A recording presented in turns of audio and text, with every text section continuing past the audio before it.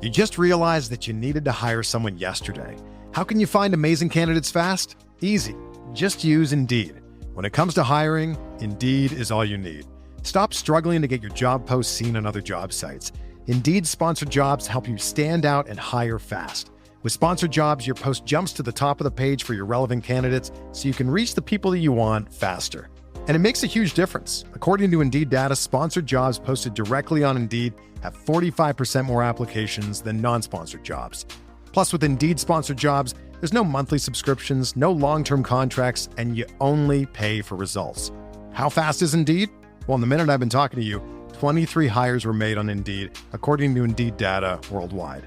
There's no need to wait any longer. Speed up your hiring right now with Indeed. And listeners of this show will get a $75 sponsored job credit to get your jobs more visibility at Indeed.com/BWN. Just go to Indeed.com/BWN right now and support our show by saying that you heard about Indeed on this podcast. Indeed.com/BWN. Terms and conditions apply. Hiring? Indeed is all you need. First decision of the morning. A creamy mocha frappuccino drink?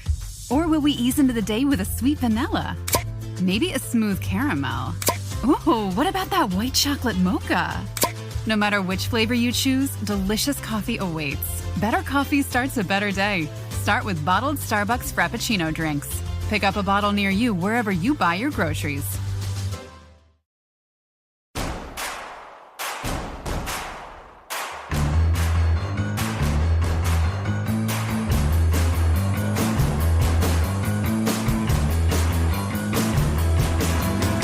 From your favorite source for Chicago White Sox talk, delivering news, interviews, analysis, and more.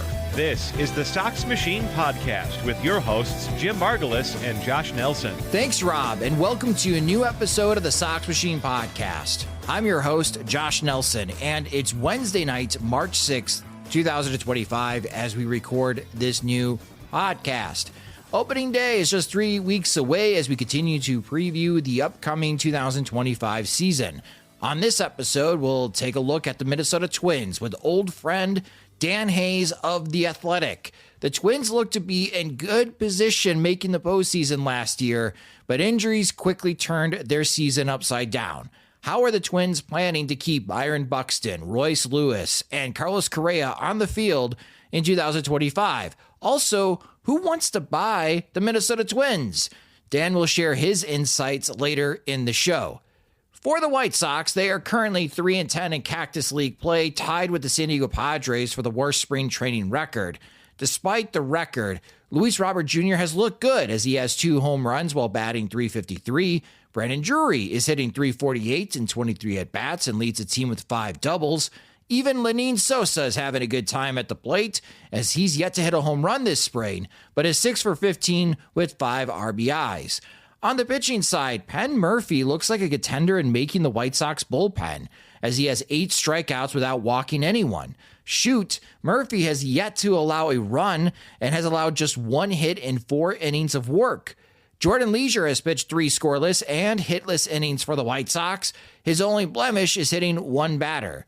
The Dart, Davis Martin, is also impressing as he has 4 scoreless innings, allowing 1 hit with 5 strikeouts. He's on track to being the opening day starter if Will Venable doesn't adjust the timeline. But the White Sox did make some roster moves today. As expected, Noah Schultz and Hagen Smith were reassigned to minor league camp. Both look good in their 2 outings with the pro team, and they have me excited to see how they fare in 2025. Wikelman Gonzalez was optioned to the Birmingham Barons, and pitchers Jairo Iriarte and Jake Eder were optioned to Charlotte. A concern, though, and always is with the White Sox, is that injuries are starting to pile up, especially in the White Sox outfield. In our last podcast, we talked about Andrew Benintendi being out 4 to 6 weeks. Well, joining him on the injury front is Austin Slater, in which manager Will Venable told the White Sox beat reporters earlier this week that Slater will miss 2 to 3 weeks with the left oblique issue, putting Slater in jeopardy of missing opening day.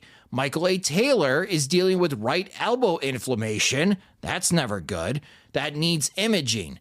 Oscar Colas left today's spring training game with a right wrist sprain.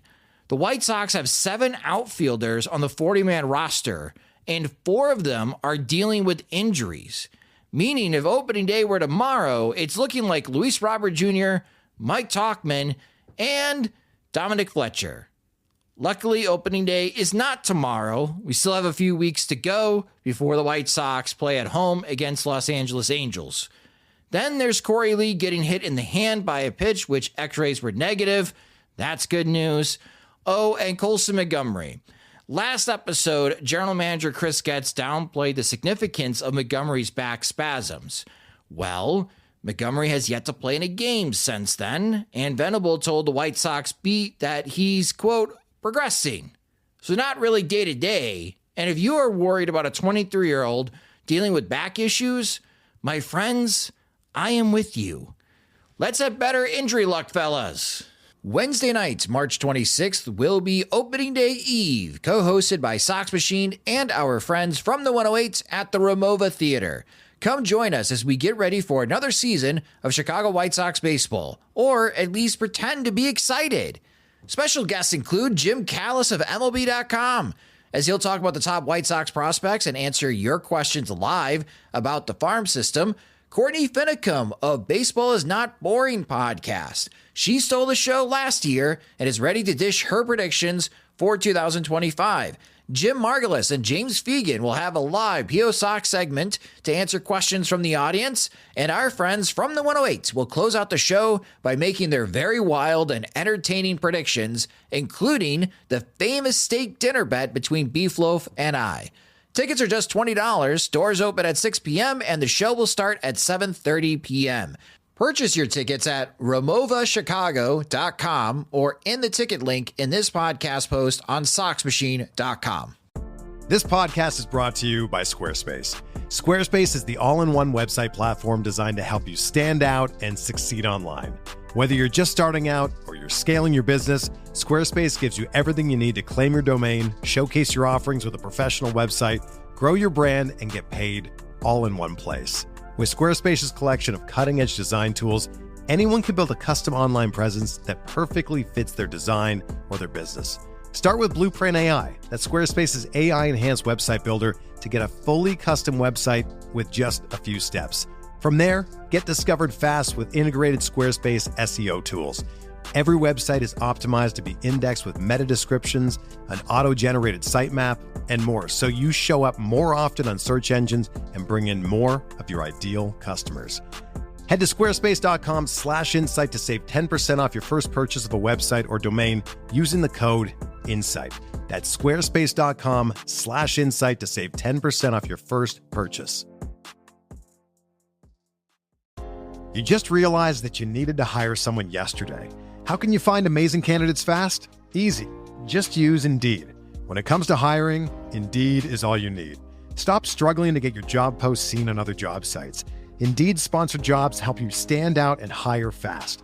With sponsored jobs, your post jumps to the top of the page for your relevant candidates so you can reach the people that you want faster.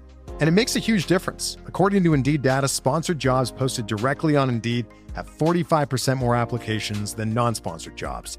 Plus, with Indeed sponsored jobs, there's no monthly subscriptions, no long-term contracts, and you only pay for results. How fast is Indeed? Well, in the minute I've been talking to you, 23 hires were made on Indeed, according to Indeed data worldwide. There's no need to wait any longer. Speed up your hiring right now with Indeed. And listeners of this show will get a $75 sponsored job credit to get your jobs more visibility at Indeed.com/BWN. Just go to Indeed.com/BWN right now and support our show by saying that you heard about Indeed on this podcast. Indeed.com/BWN. Terms and conditions apply. Hiring? Indeed is all you need. If you work in quality control at a candy factory, you know strict safety regulations come with the job. It's why you partner with Grainger. Grainger helps you find the high quality and compliant products your business needs to inspect, detect, and help correct issues. And the sweetest part is, everyone gets a product that's as safe to eat as it is delicious. Call 1-800-GRAINGER, click Grainger.com, or just stop by. Grainger, for the ones who get it done. First decision of the morning. A creamy mocha frappuccino drink?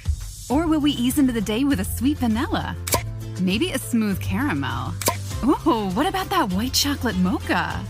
No matter which flavor you choose, delicious coffee awaits. Better coffee starts a better day. Start with bottled Starbucks Frappuccino drinks. Pick up a bottle near you wherever you buy your groceries. Join us to help preview the 2025 Minnesota Twins is an old friend. He covers the Minnesota Twins for The Athletic and New York Times. It's Dan Hayes. Hello, Dan. Welcome back to the Sox Machine podcast. Hey, Josh. What's up, man? Thanks for having me on. So this upcoming season from outside of Minneapolis felt like a change in the guard, especially when it comes to ownership for the Minnesota Twins. New owners coming in. Sounds like it could be Justin Ishbia. Thanks to your reporting, along with John Greenberg of The Athletic, we know that Justin Ishbia has pivoted, and he is instead buying up minority shares of the Chicago White Sox. And Dan, where do the Twins stand right now on the ownership front? Because they didn't have a lot of activity this offseason because everything was in limbo. Right. Where do they stand now, 2-3 weeks away from opening day? Yeah, I still think it's a possibility that they sell. But they had to regroup. And when you're talking about doing a $1.6 billion deal, $1.7 billion deal, I don't think pivoting is so easy as far as when you're the seller. So I think it's definitely in limbo, but at the same time, you know, the people doing the selling keep their cards close to the vest.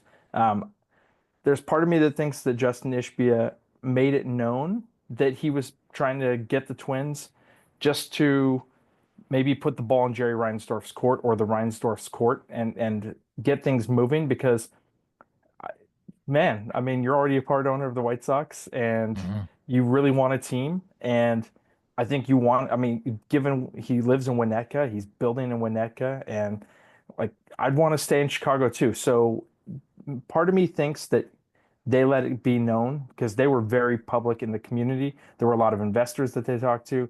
Their name was around Minnesota a lot in December. And so that's how it got out. And other than that, typically you don't hear names in sales. So, you know, here we are. And just because we haven't heard anything doesn't mean anything's happening.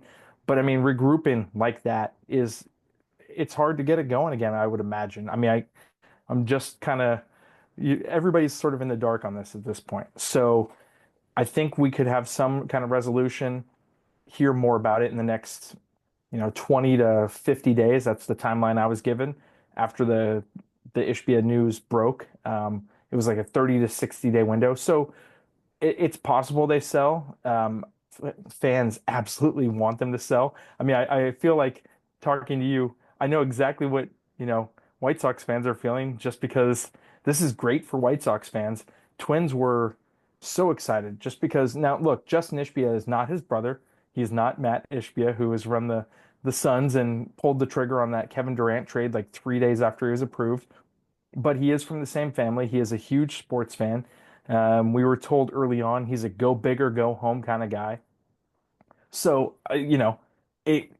what he'll be as an owner, who knows? And Sox fans don't know even when that tenure would start, if that's going to be what happens, which it seems likely, but it 5-6 years, who knows? But so the Twins are sort of back in this state of limbo again, and it's a weird spot to be.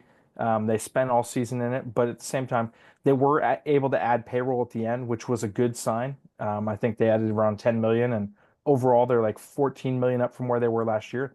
That's better, but it certainly is not easy for a front office to operate when they don't know who's going to be paying the paychecks.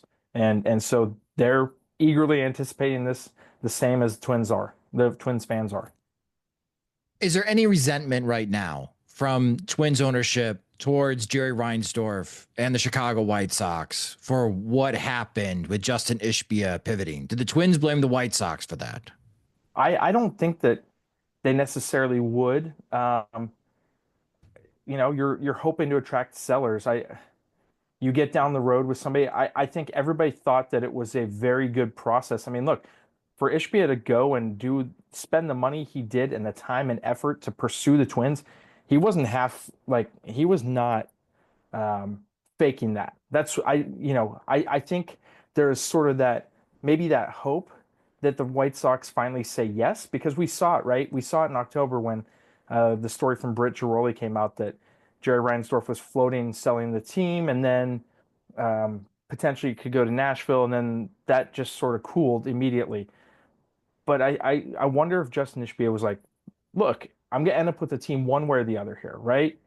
And if the White Sox wake up, who's going to fault me? And I don't think the Twins would.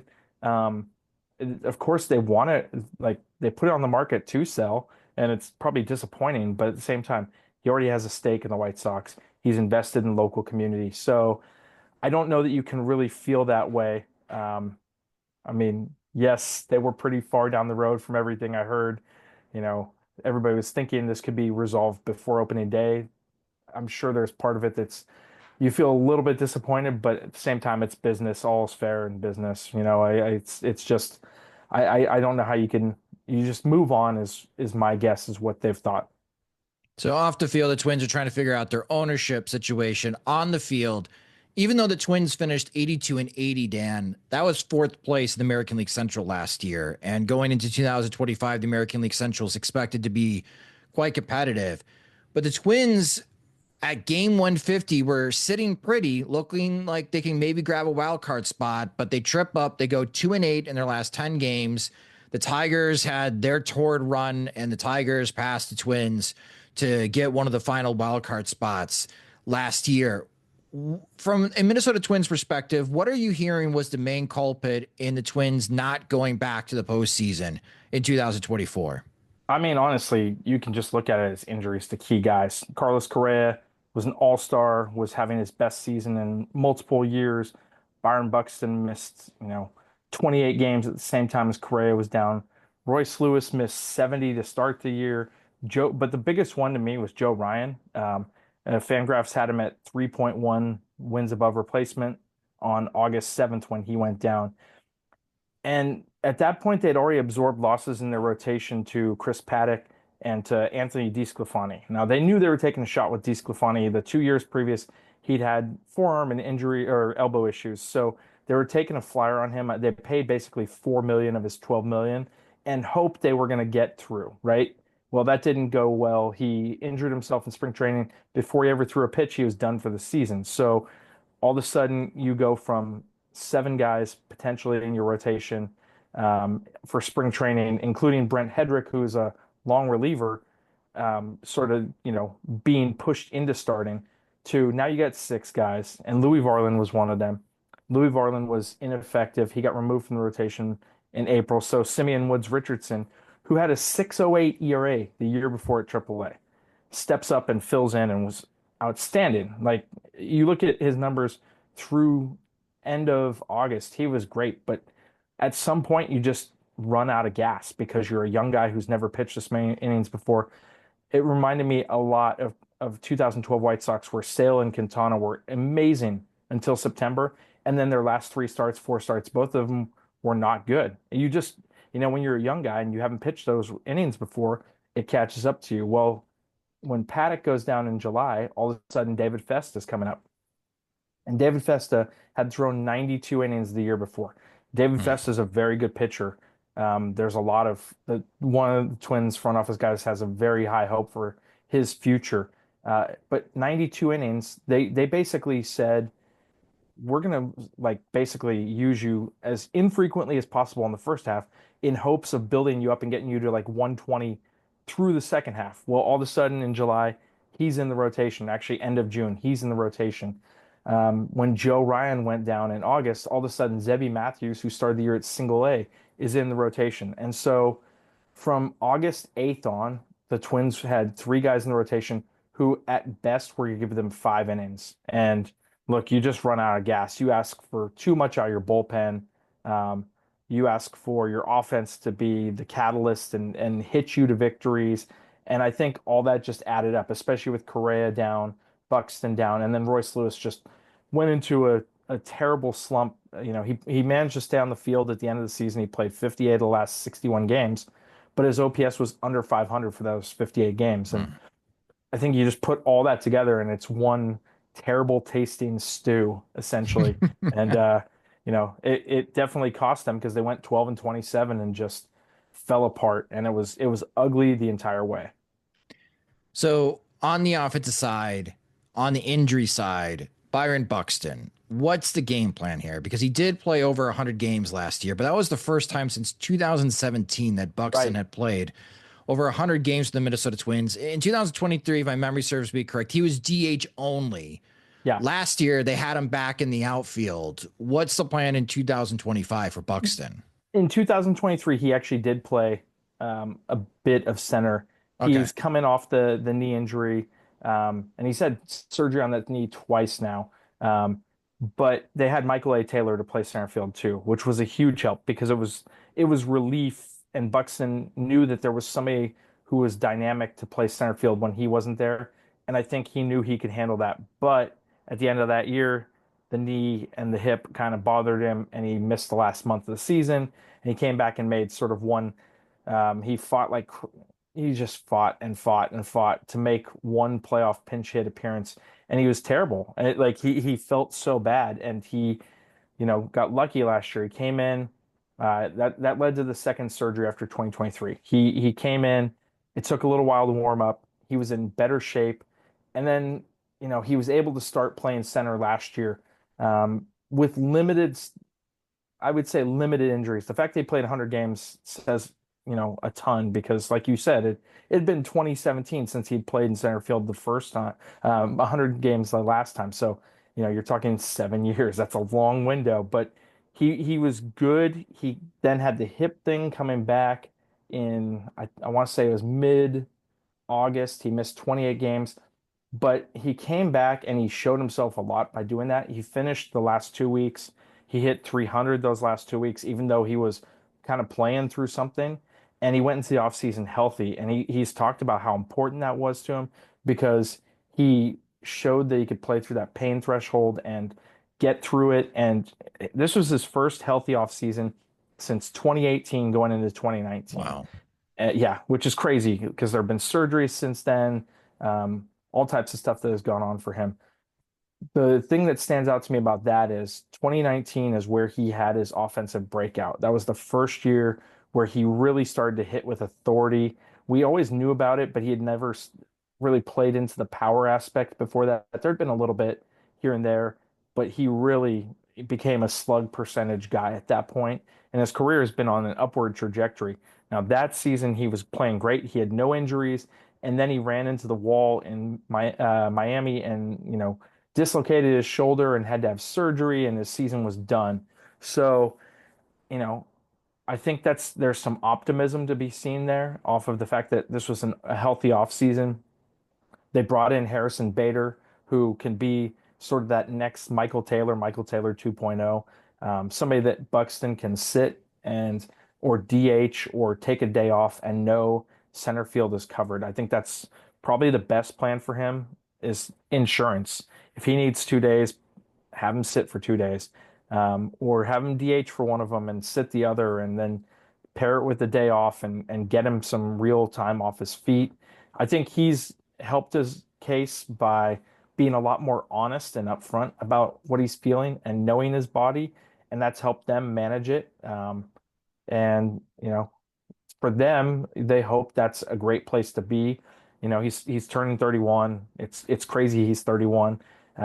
But offensively, he's still a very dynamic player, and defensively, his instincts get him that jump, that extra step that other guys don't get. And so even as he ages, you would think his instincts can help him kind of mitigate the losses that physically will just naturally happen. So hopefully, for his case, being smart and, getting good reads helps him make up for, it's going to happen, right? We just know it does. You're 31. Ray Durham was a great case study in that. What happens to the legs when they start to go? So we'll see. But at least for his offensive purposes, being a slug guy, that shouldn't hurt him as much as it would if he was a stolen base kind of demon. Royce Lewis, I think, can be a monster for the Minnesota Twins in 2025 if he can stay on the field. This is another guy who has a tough time staying healthy. Is there anything the Twins are learning from Buxton that they're trying to apply to Lewis, or these two totally different situations? I think it's totally different situations, but at the same time, Lewis made a good adjustment last year, and he got his routine changed. Look, he had the quad injury on opening day, which was devastating. He came back. He had 10 home runs when he came back in like 17 games. It was incredible, right? Then he hurt himself again, and I think at that point he really woke up to the fact that he needed to change some things. And I wrote about it in kind of December, January, where he made an adjustment in his program, and he kind of applied it this offseason too. But his pregame, he spends a lot more time working on getting himself into game shape, I believe, is how they kind of framed it. And when he made that adjustment in July, all of a sudden he was on the field 58 of the last 61 games. And I think they saw that as growth, even though he was exhausted and he was terrible in that span. And the funny part is as terrible as he was, I told you the sub 500 OPS, he still ended up with a 747 OPS for the season, right? 2 months of just terrible offense, and he still was above league average as a hitter. And I think when you look at that, there is a reason to think he can be a monster if he stays on the field. So what he needs to do is avoid the freak injuries, 2 blown out knees, then the quad injury on opening day. If he can do that, I think he learned a lot about playing through the bumps and bruises last year, that he can kind of handle that now going forward. And the experience should, like a starter that builds up their innings, the experience of playing into September and doing it all finally should help his body kind of handle that this year. Because that was the first time he had played all the way from April, even though he had the big gaps. That was the first time he'd done April all the way through September since 2019. So that was a learning curve for him too. And I think they're hoping, because it was pretty miserable at times, that he has come out of that and done well for himself.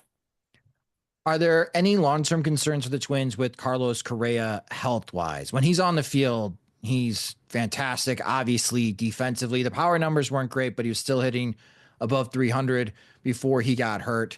And it is a large contract. Again, we talked about it at the beginning part of the segment. The Twins are looking for new owners. Any long-term concerns for the Twins with Correa? Well, I think, it's plantar fasciitis 2 years in a row and once in each foot. So, yeah, that's not great. He's got to prove that is something he can play through. The one part, he now has treatments, extensive treatments for both feet, that he knows how to manage them. And so I think he is hoping that preventative care. I've seen him walk around barefoot on the grass more this year.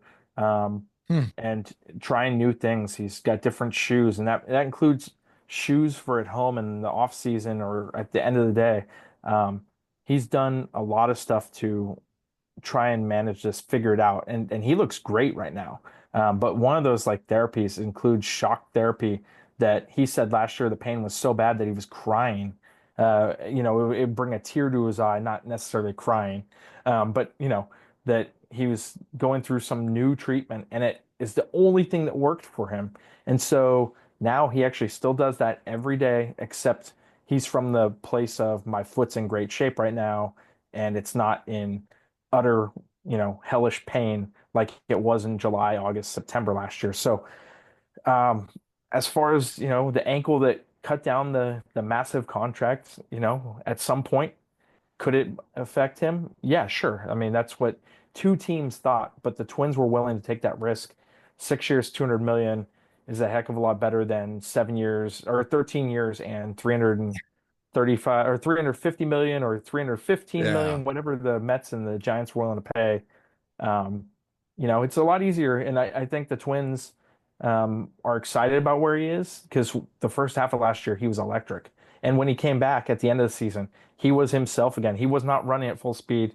You could tell it hurt like crazy, but he was able to hit again. And he and Buxton were the only things keeping the offensive alive the last 2.5 weeks that they were there. The rest of the group, it was just awful. But I until he can prove that he can play a whole season, that question's always there. It's a fair question. I think he's optimistic. That's a good place to be. The Twins added Ty France over the offseason. I'm assuming he's replacing Carlos Santana at first base, and he'll be the primary first baseman for the Twins, Dan? Yeah, another guy with a health question, right? He had foot like We're talking his about the heel. Twins, right? Not the White Sox. I just want to make sure that we're clear. Well, hey, you were talking about Royce Lewis and Buxton, young guys. Walker Jenkins has already had some stuff that, Oh, their number great. one prospect. Luke Keeschel, their number three prospect, had Tommy John last year. Emmanuel Rodriguez, their number two prospect, has had a thumb and knee issues, and then he sprained his ankle on camp at the start of this year. So it is look, Joe Mauer, Justin Morneau, we can go back decades. Yeah. You wonder if Target Field was like built on like a former like sacred burial ground or something like that, because all these top guys, this has happened to them. But Ty France, at least, that wasn't previously their fault. That was Seattle. Yeah. But he had a heel injury that bugged him last year. He had a good OPS. I think he got hurt June 7th. Specifically, his OPS was good. It was above league average at the time. And then he was just terrible. And even after he got traded to Cincinnati, he was terrible. And he said he started to feel better at the end of the year, but it didn't show in his numbers. So far, he's looked great. And, it's a non-guaranteed $1 million contract, which is crazy. I don't think there's incentives in it, but he's looked very good so far. And I think that what they can do is he'll be sort of the lead guy, but Edward Julian could see some time there at first base. Jose Miranda has to play somewhere, and if Royce Lewis is healthy, third base, Royce Lewis is a much better defender overall than Miranda. So I think we'll see multiple players there. The DH spot's also open, so there's a lot of opportunity there. But Ty France, the one thing he does is, he's not a huge power guy. Like he can hit 20 home runs, maybe even 25, but he's a guy that uses the whole field and hits a lot of line drives. And I think that element, he seems sort of like Donovan Solano was 2 years ago, which would be great if the Twins could get that kind of production. That was very helpful extending their lineup. And Carlos Santana is going to be impossible to replace. His defense was second to none. I don't think the Twins have any thought that France and Miranda and Julian, they're going to probably be like minus 10 defensive runs saved at first base, which is atrocious. But I think the hope is they can hit and that will do it. So it's definitely encouraging what we've seen from Ty France so far. If he can maintain the health, that's a great signing for the Twins at $1 million. You got a breakout candidate on the position player side for the Minnesota Twins? I mean, it's hard to say Matt Wallner is a breakout candidate, but if he can stay out there for the whole year, 2023, he came up after he started the year at Double-A and was in just a terrible slump to start the year, and it took him till midseason to get up to the majors, and then when he was there, he was great. Last year, he came into camp way too big for his own taste. He had lifted too much. He came into camp at 250, trying to just get stronger, and he lost his swing and we've seen it with other guys. Like I remember Mackenzie Gore with the Padres did the same thing. He got too big and lost his mechanics. And Wallner's described himself as a guy who's physically tight as it is already and needs to do a lot of mobility stuff. And so even adding 8 to 10 pounds, he lost all his feel for his swing and his mechanics. And he was awful to start the year. And he came back in the end of June. And you look at what he did from the end of June to the end of the season. He was incredible. If they could get that guy the whole year, he's probably a 30 homer candidate. He's definitely going to be their start. They let him or Max Kepler go because they believe in him. So now it is, can he do that? And can he show that the whole way? I know that's sort of a cop out because he's played and he's been a really good, I think his career OPS is above 125. It might be even above 130, but he's never done it the whole way. And so I think he could be potentially a huge guy. Even with a ton of strikeouts, he could be their fourth or fifth best bat. And it's looking like he's going to be the leadoff guy. Beyond him, Brooks Lee definitely has the possibility, but he's going to have to hit this year. And he started that way last year, but then he never hit the rest of the season. And he was wasn't hitting the fastball for the first time in his life. He's an interesting guy too. Their position side's got some potential there, but it's an interesting mix of players where if you can keep Buxton, Correa, and Lewis healthy, everything else can fall into place and it could be a very good offense. Yeah, I do like the potential of the Twins lineup. Moving over to the pitching side, I like what the Twins have to start with their rotation. Pablo Lopez, Joe Ryan, Bailey Ober. White Sox fans will see those three against the White Sox at some point this year. Does not make me feel great about that potential series. But Dan, what are the plans for starting pitching spots number 4 and 5 for Minnesota in 2025? Yeah, the same thing that really cost them last year. Those young guys getting their workloads built up should have them really set up well for the future. Now, I only think one of the three of Zebby Matthews, David Festa, and Simeon Woods Richardson will be in the majors to start the year. And it's hard to say whether that'll be Simeon Woods Richardson or Festa. Like on upside, I think maybe Festa's got more just because his pitches do more. But I think Simeon Woods Richardson was so good last year that as long as he's throwing pretty well in camp, that spot should be his. He was great. There was times where he was the best guy in the rotation at one point in June as Pablo Lopez was struggling, and there were a few weeks where he'd be like the most consistent guy going 6 and giving up 2 runs. So he's got it in him, and he's a second round pick who just it took him a while to get to the majors, and he was traded all those times. He's had a very strange early part of his career, but he showed exactly why people wanted to trade for him and why he was drafted so high last year. So he's probably the 5. Chris Paddock is the 4 to start. 2 Tommy Johns for him, and they asked a lot of him last year. He had 18 innings of total work between the minors and majors and postseason in 2023, and they asked him to be a starter because they basically lost DeSclafani and Varland was ineffective. And so now Paddock went 80 innings last year. Can he build to like 120? We'll see. He's excited about where he is physically. And the great part is if it's not there with him, you have Festa, you have Zebby Matthews, and beyond them, they're really kind of pumped about their AAA rotation, which has some interesting guys in it.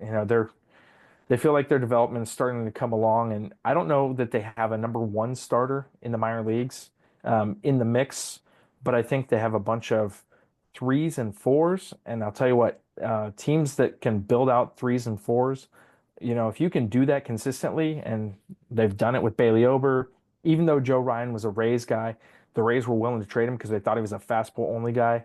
Joe Ryan's developed a lot with the Twins into, a really good number 3 or a 2, possibly even. It just depends on how you view him. But like that, it's not homegrown development necessarily there, but he has made some big leaps under them. You look everywhere, like they've done a good job starting to produce these guys, and I think they feel like they have way more in the pipeline, which again, that's a great place to be because teams are always looking for pitching, and if you can offload them and upgrade in other spots, your organization's in pretty good shape. On the manager side, Rocco Baldelli entering his 7th season already with the Minnesota Twins. He's just 68 wins away from being in the top 5 Twins managers in total wins for his managerial career. It just seems like yesterday that he was hired by the Minnesota Twins, Dan. What's his job status entering this season for Minnesota? Is the seat pretty cool with Rocco Baldelli? Are they happy with him? I think so, yeah. I think there's a lot of context taken into how that team fell apart last year. That it wasn't, it was young guys that were, that just felt like every time they were fixing one hole, another one popped up and the boat just took on more water. So even despite that epic collapse, they finished 82 and 80. And I think they look at this and they go, all right, look, those factors really caused us. They were 70 and 53 at one point. They were 95% chances of making the playoffs. So then you just suffer all those injuries. And I think that they probably take that into account. Derek Falvey works really well with Rocco Baldelli. He talks about that. I think, the hot seat is cool right now. If the Twins have a terrible year, who knows, right? But I think the context, it would have to be injury based. Like if that's the way they go, if they have a ton of injuries, that'll get taken into account. It would have to be just this clubhouse blows up and is terrible and is a toxic environment. Then maybe we could see, the seat warm up a little bit. But like you said, he's got that winning percentage. It's a 514 winning percentage.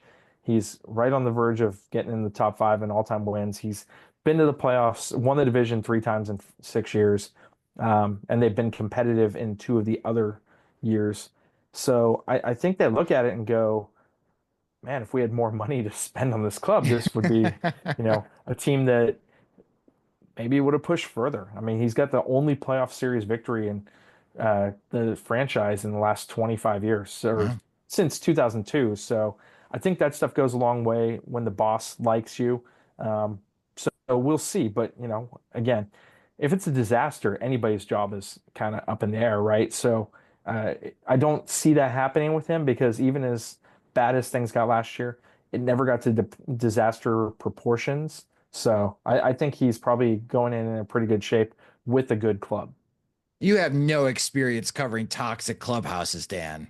You know what the funny part is that as toxic as things were with the players, I always thought that Robin Ventura did such a good job of keeping it from seeping outwardly. Like, we heard about it, obviously, until Chris Sale, the jersey happened. It didn't, they did a great job of keeping it professional, which is crazy given that all the stuff that went on that year. And obviously Adam LaRoche was wow. I mean, that was crazy. I still remember the stomach ache I had knowing what I was walking into. I landed that day from my spring training break. I had no idea what was going on until after I landed, and I turned Twitter on as I'm on the runway, and I'm like, what? Like, that was the most absurd thing. And then it just blew up. But, as much strife as there was, Ventura Renteria always did a good job of keeping it in-house. And I think, that's saying something, because, man, we've seen it. And, you see bad situations where guys talk in the media and it blows up. And it's crazy that never really happened with the White Sox outwardly. And yeah, it's definitely it's weird because you never quite know what's going on. And there was one year in Rocco's tenure where there was some stuff going on. We weren't in the clubhouse, but that was the end of the Josh Donaldson year, and that got pretty ugly in 2021, I think it was. That did get ugly. There was some infighting, but it was, right after that lockout ended, man, the Twins could not get rid of Josh Donaldson fast enough, and it was, yeah, that was pretty crazy. So, well, before I let you go, looking at this season, is it postseason or bust for the Twins? Is that the expectation? They return to the playoffs? If they're healthy and they don't get in the postseason, that's not a great sign. If they can maintain. They went with, given what they went through last year, that's a tough spot to be if you just come out and suck and go 70-92. I just don't see how this team can go 70-92. I mean, their bullpen is pretty stacked. It's a good group. The rotation, the depth is there, and the position side's really interesting. They were able to keep Willie Castro. They were able to keep both their catchers. And I think at the start of the offseason, I think we all thought those guys were going to be targeted to be gone because of the ownership and the payroll situation. So I think going in, they should feel good about where they are. But if they just drop a bomb, yeah, postseason or bust makes sense. If it's injury, they seem to take those things into context. So okay, it's sort of, I guess my answer is kind of predicated on we will see. But at the same time, I mean, yeah, they should, if they're just terrible, that's not great. So especially with a new owner potentially coming in, that's always a weird time to be in an organization anyways. So I think it's all we will see, and, go from there. Well, you can follow Dan. He's on Twitter. He's at Dan Hayes MLB, where he and Aaron Gleeman do a fantastic job covering the Minnesota Twins. Definitely check out their work and, of course, listen to their podcasts as well. Dan, we do miss you on the South Side, especially when things get chaotic like it did a couple of years ago. But thank you again for hopping on the Sox Machine podcast. Absolutely. Thanks for having me on. That will do it for this episode of the Sox Machine Podcast. Thank you guys so much for listening. If you just discovered the Sox Machine Podcast, you can subscribe to the show wherever you listen to podcasts, such as Apple Music and Spotify. You could also listen and watch the show on our YouTube channel at youtube.com/Sox Machine. Follow us on social media. We're on all the platforms at Sox Machine. You can follow our beat reporter James Fegan at JR Fegan. You can follow me at Sox Machine_Josh or on Blue Sky at Sox Machine Josh. If you enjoy our work and want full access to all of our coverage of the Chicago White Sox, Major League Baseball, and even the Major League Baseball draft, sign up at patreon.com/Sox Machine. Our Patreon supporters get an ad-free version of both the podcast and website. We still have spots remaining in our Veterans Committee, which you get to be part of a group chat, a group text with James Fegan, who shares additional insight, gossip that he hears at spring training and from the White Sox clubhouse. Perfect for the uber diehard White Sox fans. So if that's of interest to you, again, go to patreon.com/Sox Machine to sign up. Monthly plans start at $5. The Sox Machine Podcast is a production of SoxMachine.com. You're on for all things Chicago White Sox baseball and part of the Blue Wire Podcast Network. I'm Josh Nelson. Thanks for listening and watching.